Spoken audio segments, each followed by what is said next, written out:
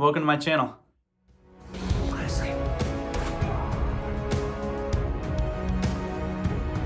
Hey, Uncle Kenny, football. Hey, yeah. If you're new here, my name is Cedric. I'm an actor, a filmmaker, a screenwriter, and a YouTube reactor. And I am making a return to Aurora, who I really, really like. To be honest with you, her videos don't get the most views on my channel. And it's not, you know, like a great thing for the algorithm for me, but I really don't care because I think she's a really interesting, provocative, compelling artist who's doing really important work and making really important statements through her work and through her art. And I always love that. And I love her voice. I love her style. I think she's great, and I really want to keep analyzing her work.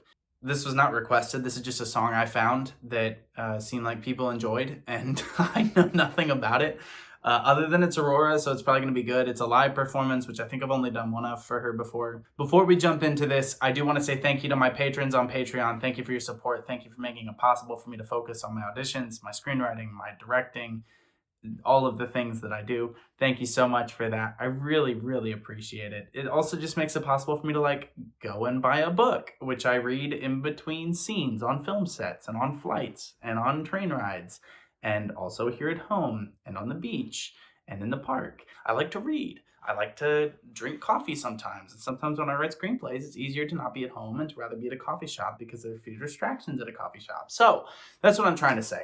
You make it way easier on me to do what I do and do what I love. And thank you for that. All right, this is Aurora, It Happened Quiet. Here we go.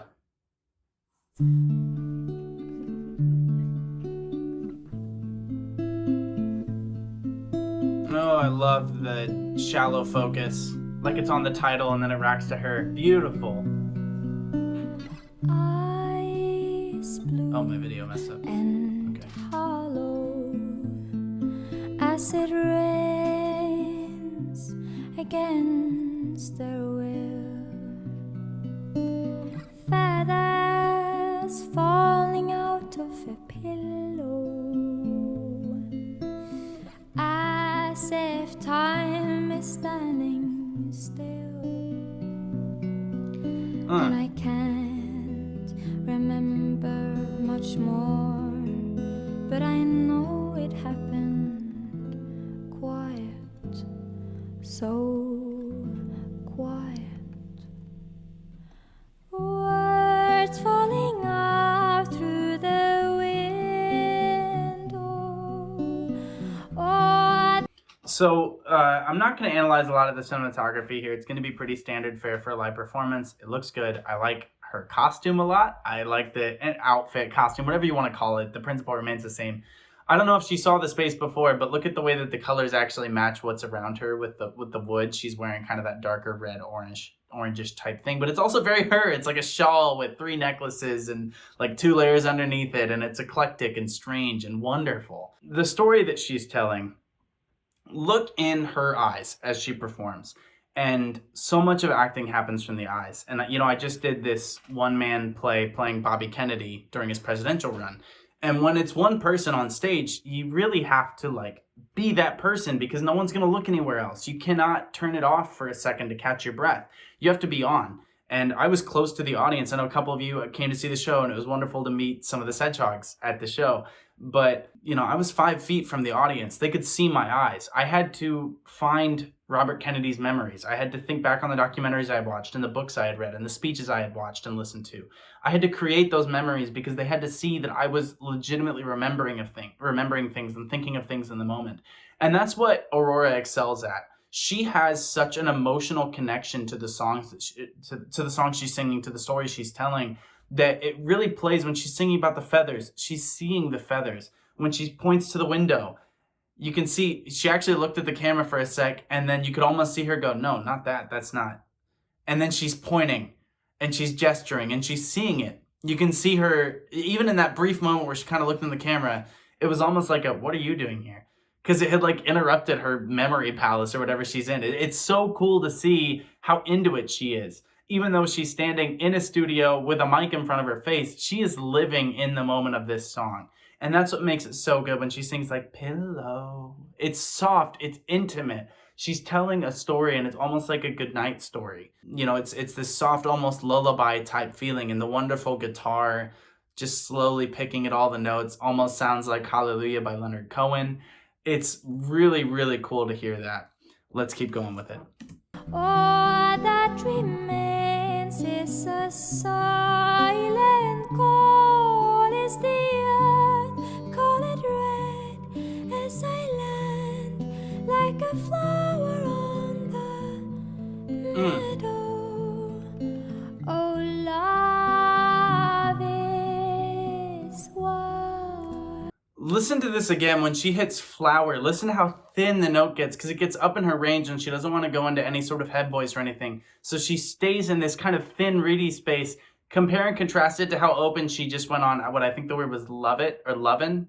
She closes it off on flower and then opens it because it's so much lower in her range. But she makes both a choice and she makes both have intention musically behind her approach. So listen to those two back to back. A flower of love, a flower of love. Right? I mean, it's just, it's so vocally wonderful. And her physical performance is all, you know, I think it's so easy when you see people doing that kind of movement to write it off as, oh, they're performing. They're doing the indie artist thing, you know? But for her, it really, everything's organic. It all flows. Like, she really legitimately means it deep within her. And so what might come across as the kids say, cringe with other artists, for her, it just comes across as this really truthful motion and story and choice. And it's really, really wonderful.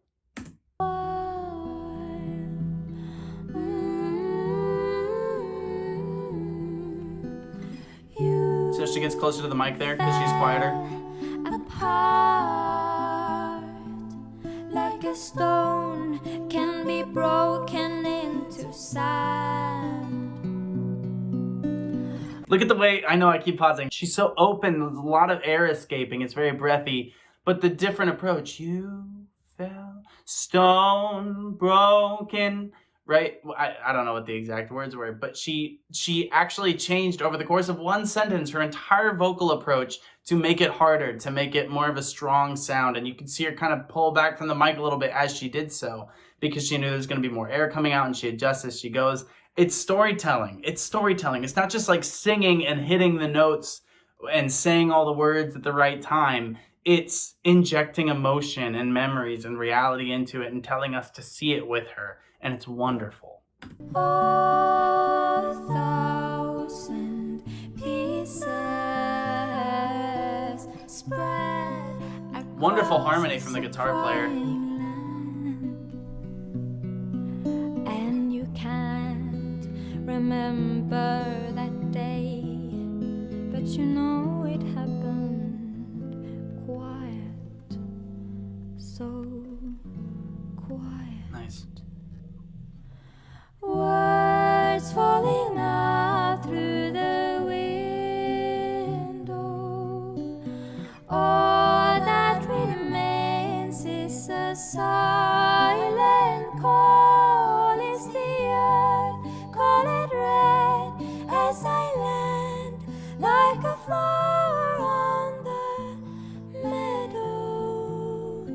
Oh, love. You know what Breathy Meadow is?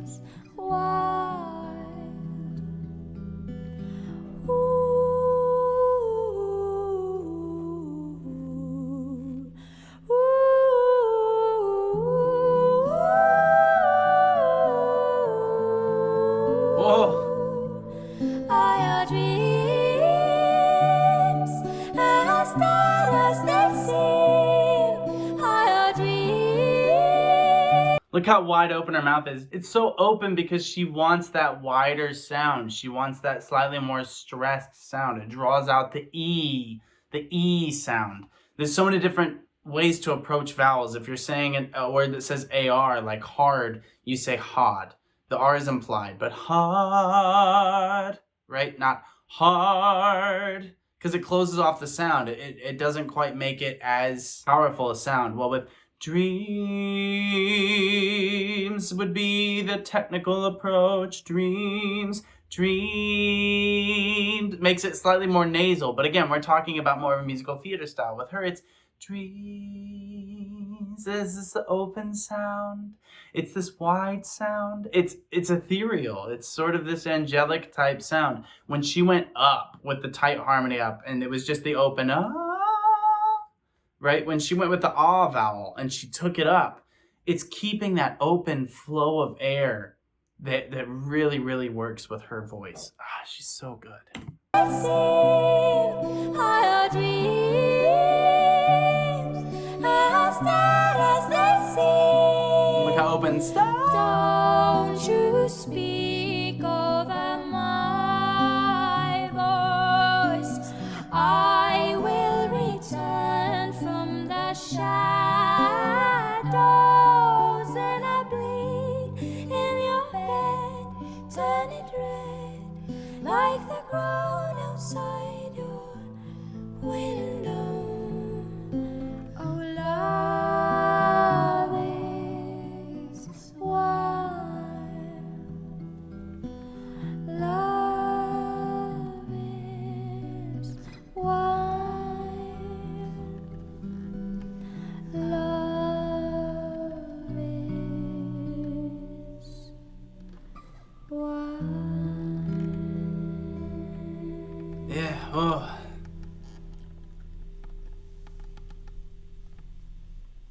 And then rack focus back. Yeah. Nice. Nice. Nice. Nice. Nice. Nice.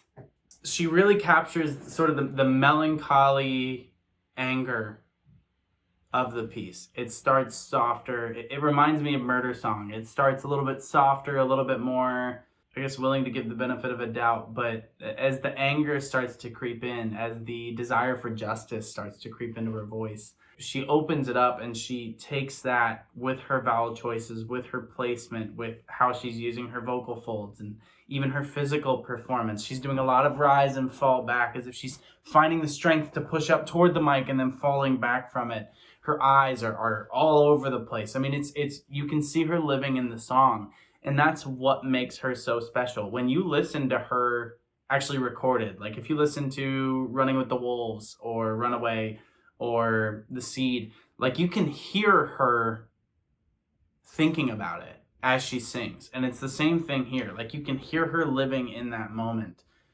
which is acting. I mean, that's what it is. And it's so great. And she makes it so real in a way that I really believe only she can. Like she's so individualistic in the way that she approaches things. It's so her. And it's not just an example of like branding or like, oh, look at me, this is what I do. It's like, this is what I feel compelled to say. This is what I feel like I have to say right now. And it's magic every time. So I hope you've enjoyed. I certainly did. Please drink lots of water. Take care of yourselves. Get enough sleep. You're great. And I'll see you next time. But until then, be well.